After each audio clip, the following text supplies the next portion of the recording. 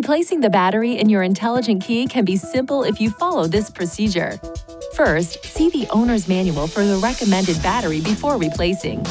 Next, release the lock knob and remove the mechanical key from the intelligent key. Place a cloth over a small flathead screwdriver and insert the tip into this slit. Now twist the screwdriver to separate the intelligent key into two pieces. Look at the battery to observe which side is up so you can put the replacement battery in the same way. Ensure your hands are clean and free from oil and grease before touching anything inside the key fob. Carefully hold the new battery by the edges every time you pick it up. Remove the discharged battery while being careful not to touch the internal circuits or electrical terminals.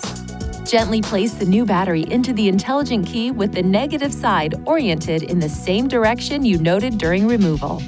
Align the tips of the two halves and then close the key fob by pushing along the edges. Lastly, operate the intelligent key to ensure it works properly. If you need assistance with replacement, it is recommended you visit a Nissan dealer. Please see your owner's manual for important safety information, system limitations, and additional operating and feature information.